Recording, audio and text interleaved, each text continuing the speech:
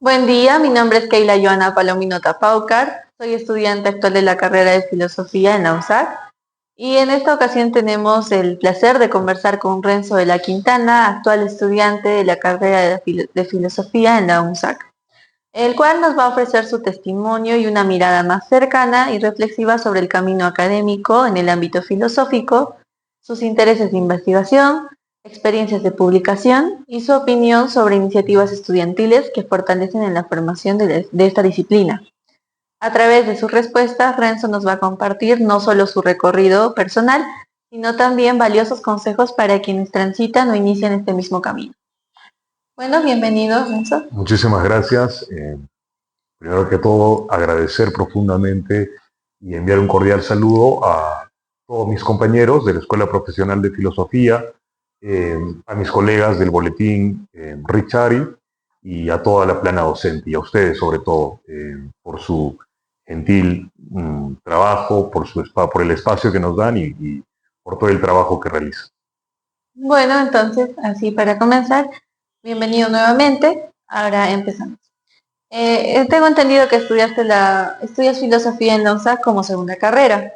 ¿Qué estudiaste antes de estudiar filosofía y cómo surgió tu interés por la carrera de filosofía? Sí, claro. En realidad yo empecé a estudiar administración de empresas alrededor de 5 o 6 años atrás y en ese entonces mi interés era sobre todo la obra del economista Michael Porter en su obra Estrategia Competitiva de 1985 y Ventaja Competitiva de 1990, ¿no? Entonces Michael Porter planteaba que en un sector industrial hay diferentes agentes que se distribuyen las ganancias en un sector industrial, ¿no?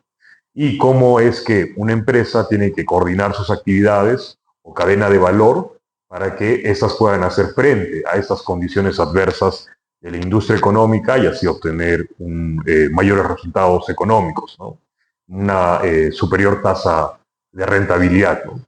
Pero, sin embargo, tenía yo, bueno, sentía una hambre existencial eh, por la filosofía. En realidad, mi primer acercamiento fue por la teología y posteriormente empecé a leer autores que descubrí que pertenecían ya posteriormente a la corriente de la filosofía analítica de la religión. Es decir, a partir de los años 60 del siglo pasado hay un reavivamiento, vuelve a surgir el interés por la filosofía de la religión y de someter a escrutinio analítico, riguroso, metódico, las proposiciones, por ejemplo, de un credo religioso en particular, ¿no?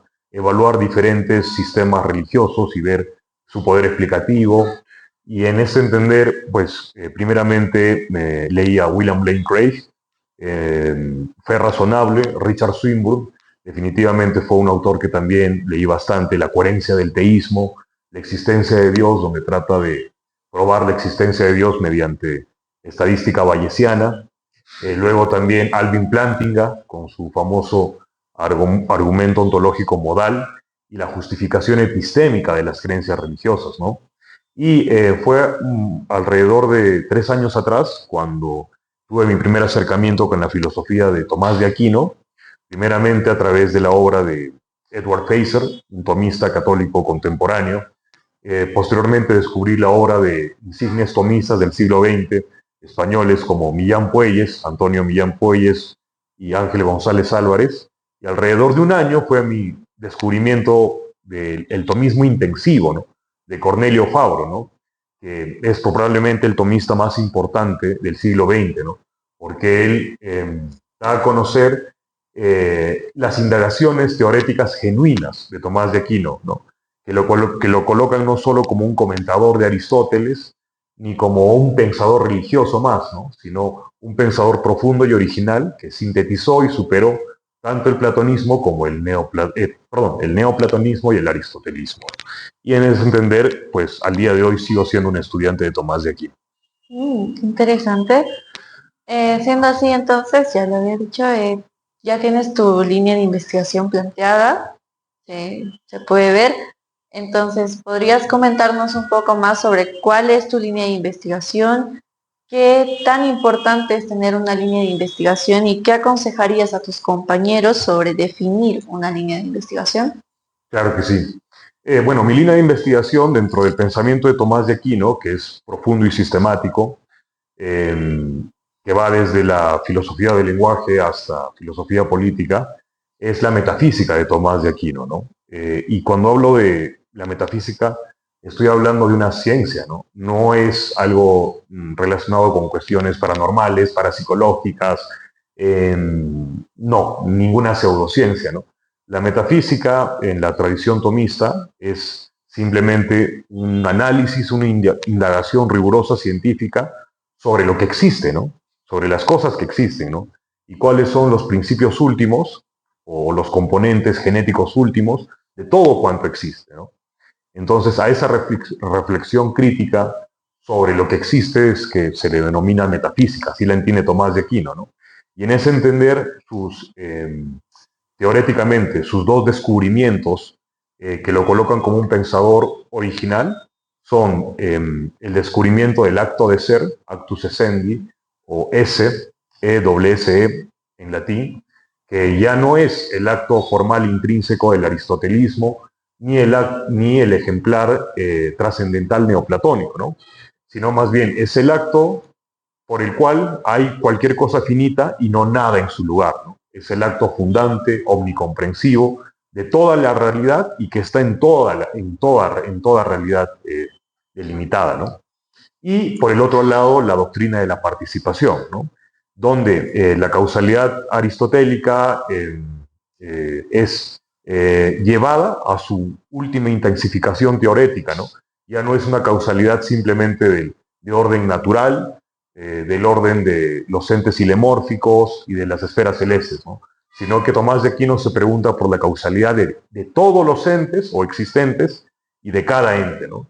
Y lo hace mediante la doctrina de la participación, donde todos los entes o existentes son participantes del acto de ser, ¿no?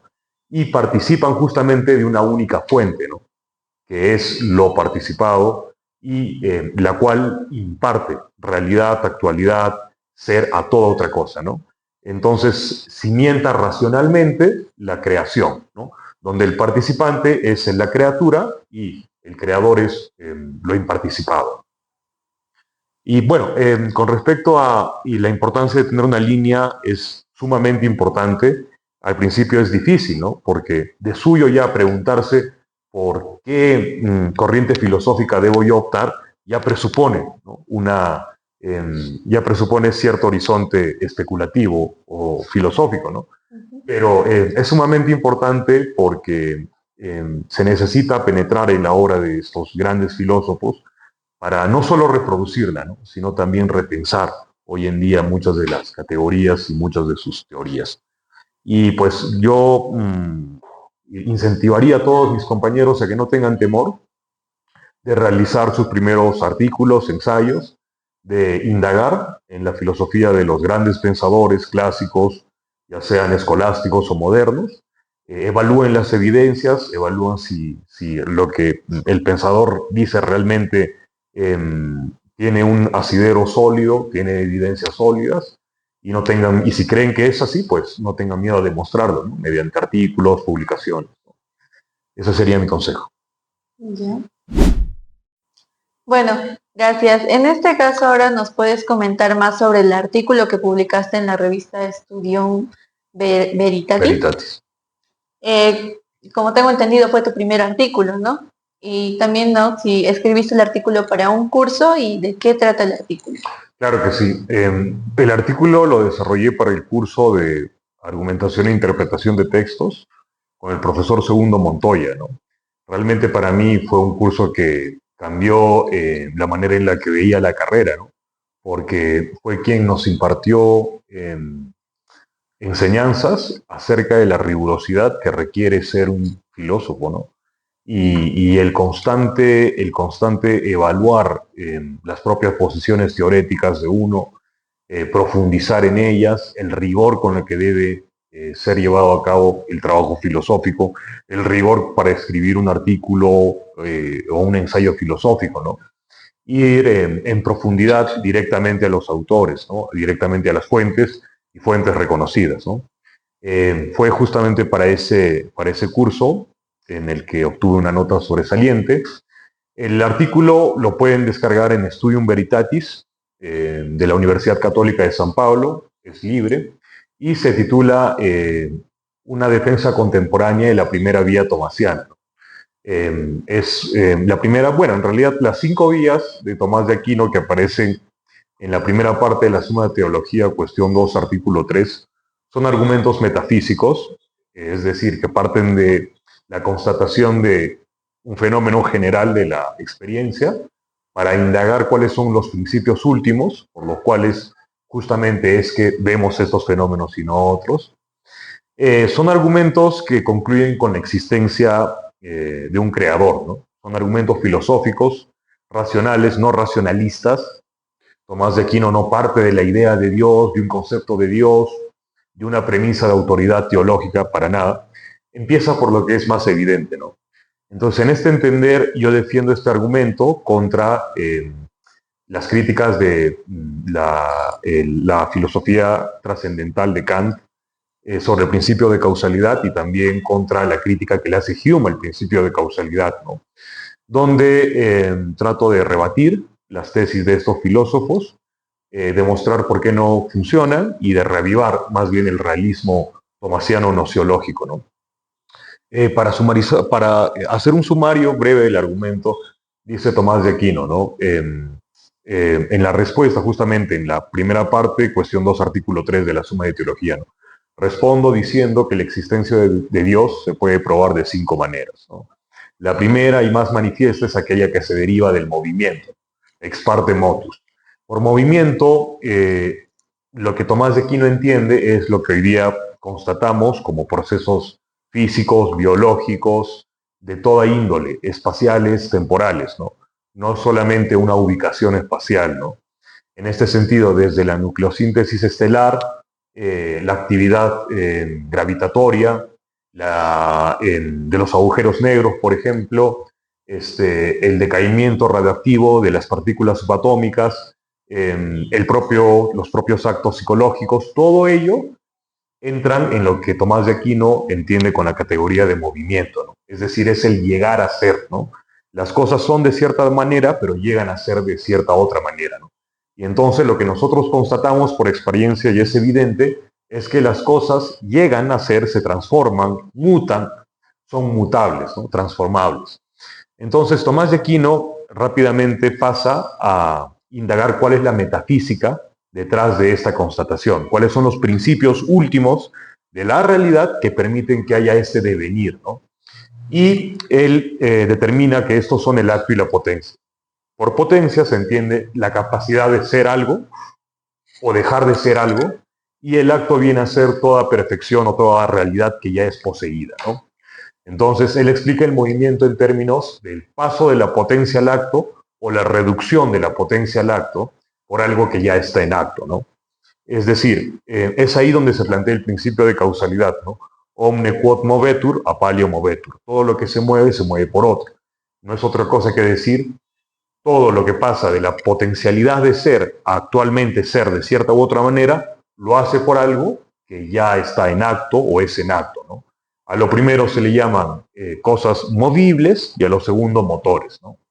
Entonces, la tercera fase crucial de este argumento es la distinción de las series causales que hace Tomás de Aquino, ¿no?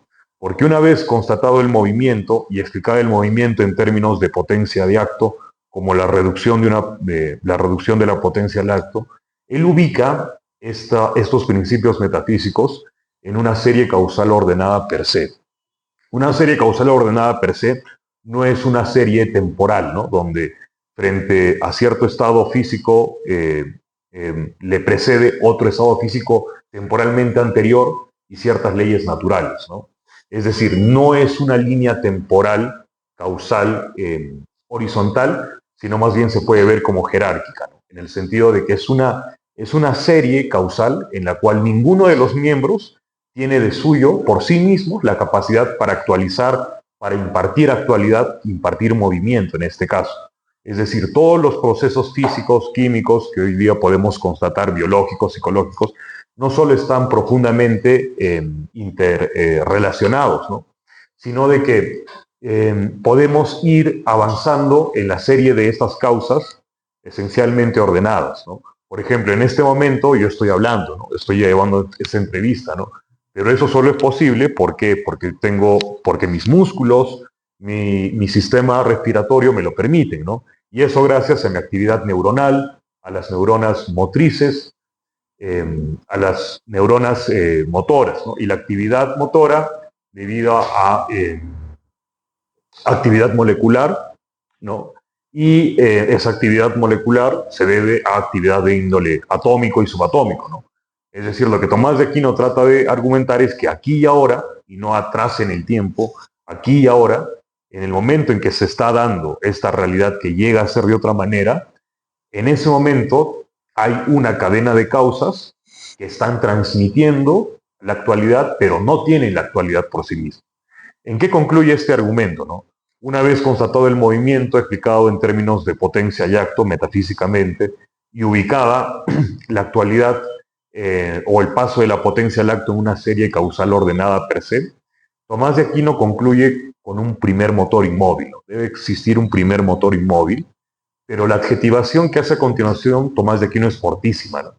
Primer motor inmóvil que no se mueve por nada, ¿no? O no movido por nada. Es decir, tiene que haber algo en la realidad que sea pura actualidad, que imparta actualidad a toda otra realidad y que toda otra realidad se compare con esta como la potencia al acto. Es decir, toda otra realidad en relación a esta es absolutamente nada, ¿no?